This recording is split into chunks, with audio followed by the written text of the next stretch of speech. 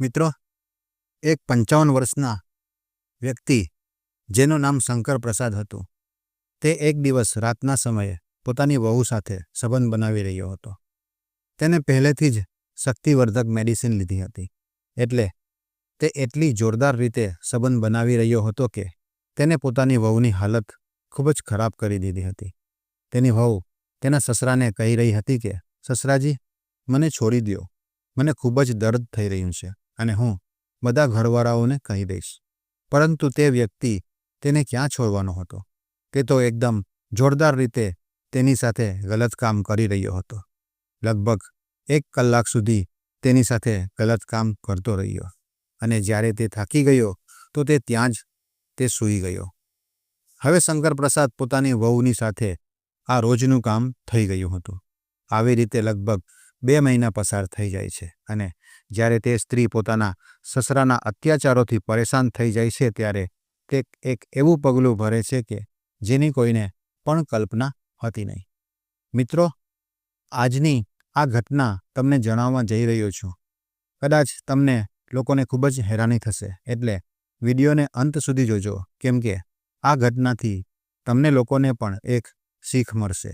બાકી મિત્રો, તમારી પાસે એક નાની એવી રિક્વેસ્ટ છે કે આ વિડીયોને લાઈક કરજો અને ચેનલને સબસ્ક્રાઈબ પણ કરી દેજો. અને જેટલા પણ મિત્રો છે તે ગુજરાતમાંથી આ વિડીયો જોઈ રહ્યા હોય તો કોમેન્ટમાં યસ ટાઈપ કરી લેજો. હકીકતમાં દોસ્તો, આ એક સત્ય ઘટના છે. ઉત્તર પ્રદેશના ગોરખપુર જિલ્લાની છે. ગોરખપુર જિલ્લાના એક ગામમાં એક પરિવાર રહેતો હતો. પરિવારના મુખ્ય સદસ્યનું નામ શંકર પ્રસાદ હતું. તેના 2 દીકરા હતા અને તેમની પત્ની પણ હતી. મિત્રો, શંકર પ્રસાદનો મોટો દીકરો મહેશ મુંબઈ રહીને એક કંપનીમાં કામ કરતો હતો અને સારા એવા પૈસા કમાતો હતો. નાનો દીકરો પોતાના પિતા સાથે ખેતીનું કામ કરતો હતો. મહેશને મુંબઈમાં જોબ કરતાં કરતાં 1 વર્ષ પસાર થઈ જાય છે. 1 વર્ષ પછી તે કંપનીમાંથી રજા લઈને ઘરે આવે છે. હવે તેના માતા પિતા અને તેના લગ્ન કરવાની ચિંતા સતાવા લાગે છે. એટલે ઘણા સંબંધીઓ અને મિત્રોને તેના પોતાના દીકરા મહેશ માટે લગ્નની વાત કરેલી હતી કે કોઈ સારી છોકરી તમારા ધ્યાનમાં હોય તો અમને કહેજો. મિત્રો, 1 મહિના પછી એક સરસ વાત આવે છે. તે છોકરીનું નામ રાધા હતું. રાધા દેખાવમાં ખૂબ જ ખૂબસૂરત અને સુશીલ છોકરી હતી અને તે ભણેલી પણ હતી. મહેશના પિતા રાધાને જોવા માટે તેના ઘરે જાય છે. જ્યારે તે રાધાને જોઈ છે તો એક જ નજરમાં તેમને પસંદ કરી લે છે અને લગ્ન નક્કી કરી લે છે. દિવસ અને તારીખ પણ નક્કી થઈ જાય છે અને લગભગ 2 મહિના પછી તે દિવસ આવી જાય છે જ્યારે મહેશ દુલ્હો બની અને જાન લઈને રાધાના ઘરે પહોંચી જાય છે. પછી મહેશ અને રાધાના લગ્ન થઈ જાય છે. હવે મહેશ રાધાને પોતાની દુલ્હન બનાવીને પોતાના ઘરે લઈ આવે છે. રાધાને એક રૂમમાં બેસાડવામાં આવે છે. મિત્રો, રાતના લગભગ 9 વાગ્યાની આસપાસ મહેશ પોતાની દુલ્હન રાધાના રૂમમાં જાય છે અને તેની પાસે જઈને બેસે છે. પછી જ્યારે તે તેનો ઘૂંઘટ ઉપાડે છે તો તેને જોઈને એકદમ ખુશ થઈ જાય છે, કેમ કે રાધા દેખાવમાં ખૂબ જ ખૂબસૂરત અને સુશીલ હતી. પછી તે બંને એકબીજા સાથે વાતો કરવા લાગે છે. મહેશ પોતાના વિશે રાધાને જણાવે છે અને રાધા પોતાના વિશે મહેશને જણાવે છે. આવી રીતે તે બંને વચ્ચે થોડી વખત વાતો થાય છે. પછી તે બંને એકબીજાને પ્યાર કરવા લાગે છે. બંને એકબીજા સાથે સુહાગરાત મનાવવા લાગે છે. લગભગ 1 કલાક સુધી તે લોકો સુહાગરાત મનાવે છે અને પછી થાકી જાય છે તો તે લોકો સૂઈ જાય છે. બીજે દિવસે જ્યારે સવાર પડે છે તો તે ગામના સ્ત્રીઓ લગ્નના જે બાકીના રિવાજો હોય છે તે કરવા માટે તેના ઘરે આવે છે. મિત્રો, રાધાએ મહેશના પરિવારને ખૂબ જ સારી રીતે સંભાળી લીધો હતો. મહેશ પર રાધાને ખૂબ જ પ્રેમ કરતો હતો. તે રાધાની બધી ઈચ્છાઓ પૂરી કરતો હતો. એટલે રાધા પણ પોતાના ખૂબ જ ખુશ નસીબ સમજતી હતી કે આ ઘરમાં આવીને એ ખૂબ જ ખુશ છે. પરંતુ આગળ જઈને રાધા સાથે શું થવાનું છે એ તો તેને પણ ખબર હતી નહીં. આવી રીતે લગભગ 2 મહિના પસાર થઈ જાય છે. મહેશની રજા પૂરી થઈ જાય છે અને તે પોતાનું બેગ ઉપાડી અને મુંબઈ જવા રવાના થઈ જાય છે. હજુ મહેશને ગયા 4 જ દિવસ થયા હતા કે રાધાની સાથે તેના સસરો અને તેનો દેવર તેની સાથે મારપીટ કરે છે. એક દિવસ રાધાની સાસુ તેને કહે છે કે તારા બાપની પાસેથી 2 લાખ રૂપિયા અને એક કાર મંગાવીને અમને આપ. જ્યારે રાધા આ વાત સાંભળે છે તો તે એકદમ આશ્ચર્યચકિત થઈ જાય છે અને તેની સાસુને કહે છે કે તે હવે સંભવ નથી, હવે કંઈ થઈ શકશે નહીં. જ્યારે રાધાની સાસુ આ સાંભળે છે તો ખૂબ જ ગુસ્સામાં આવી જાય છે અને રાધાને મારવા પીટવા લાગે છે અને તેને ત્રાસ આપે છે. હવે આ તેમનું રોજનું કામ થઈ ચૂક્યું હતું. રાધાને રોજ ત્રાસ આપે છે અને તેને જમવાનું પણ આપતી નથી. મિત્રો, એક દિવસ ઘરમાં કોઈ હતું નહીં. રાધા ઘર પર એકલી હતી અને તેનો દેવર જ હતો. હવે તેનો દેવર તે તક મળી જાય છે. તે રાધા પાસે જાય છે અને તેની સાથે છેડછાડ કરવા લાગે છે. રાધા તેનો વિરોધ કરે છે અને તેને કહે છે કે હું તમારી સાથે આવી રીતે ખરાબ હરકત કર નહીં. હું તારા ભાઈને ફોન કરીને બધું જણાવી દઈશ. તો પણ તેનો દેવર માનતો નથી અને તેની સાથે જબરજસ્તી કરવા લાગે છે. પછી તેની સાથે બળાત્કાર પણ કરે છે. બળાત્કાર કર્યા પછી તે રાધાને ધમકી આપે છે કે જો તે આના વિશે કોઈને પણ કહ્યું તો તને અને તારા પતિને હું જાનથી મારી દઈશ. પછી રાધા ડરી જાય છે અને ડરના મારીએ કોઈને પણ આના વિશે જણાવતી નથી. રાધાના દેવરને જ્યારે પણ તક મળતી તે રાધા સાથે સંબંધ બનાવ્યા કરતો હતો. તેની ઉપર જુલમ કર્યા કરતો હતો.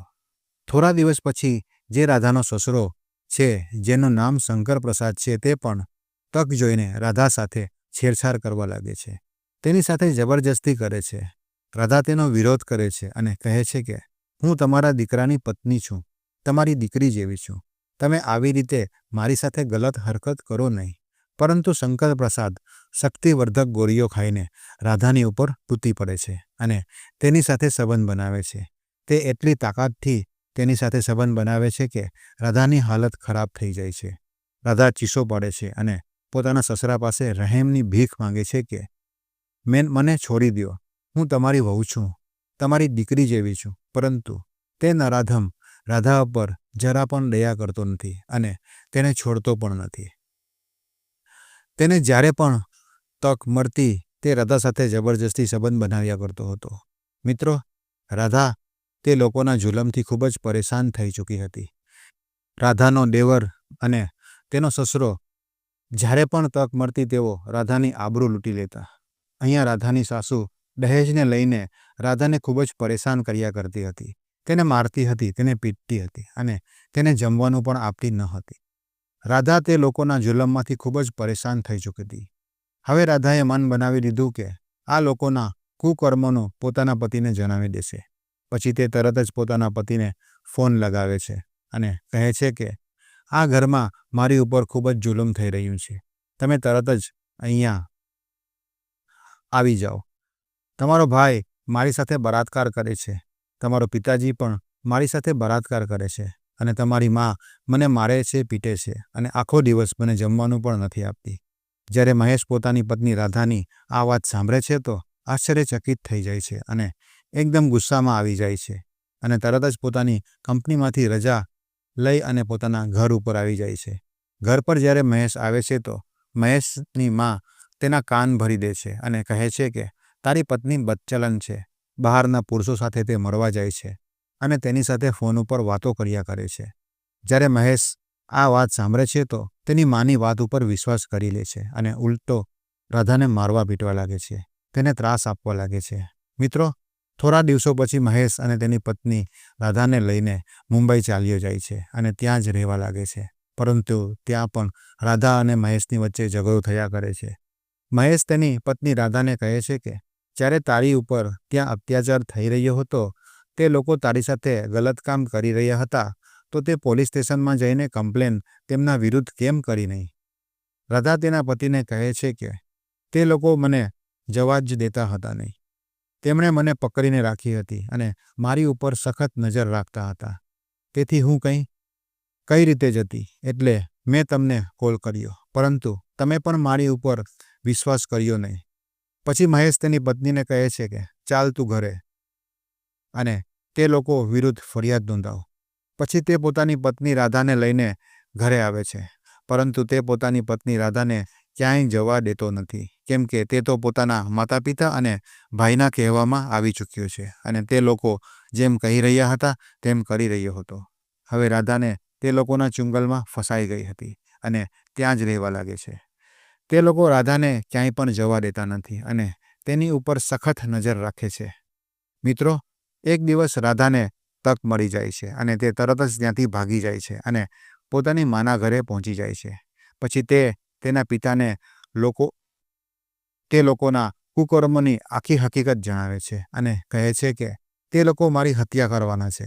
તે લોકોએ મારી ઉપર ખૂબ જ જુલમ કર્યો છે, ખૂબ જ ત્રાસ આપ્યો છે અને મારી ઉપર તે લોકોએ બળાત્કાર પણ કર્યો છે.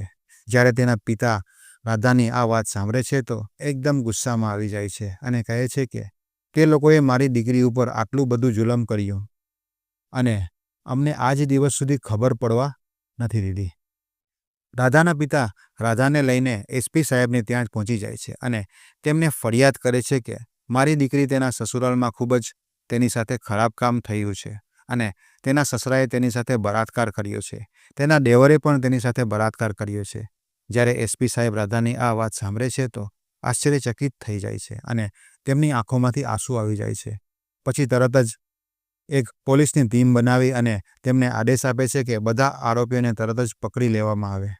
પછી પોલીસ મહેશના ઘર ઉપર ચાલી જાય છે અને મહેશના પિતા અને તેના ભાઈને અને તેની માને ગિરફ્તાર કરી લેવામાં આવે છે અને પોલીસ સ્ટેશન ઉપર લઈ જવામાં આવે છે. મિત્રો, આ કેસ હજુ પણ ચાલુ છે.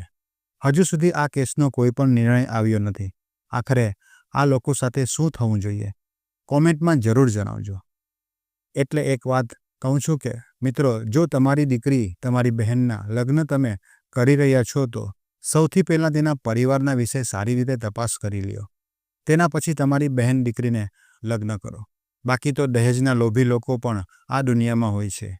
આવા લોકો હજુ પણ આપણા સમાજમાં મોજૂદ છે. એટલે જ આ લોકોથી આપણને હંમેશા બચવાનું છે અને સતર્ક પણ રહેવાનું છે. મિત્રો, આ ઘટના વિશે જણાવવાનો મકસદ એક જ છે કે તમે લોકો સચેત અને જાગૃત થો.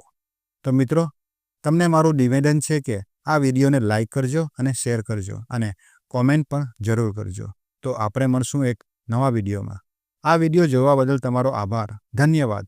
જય શ્રી રામ.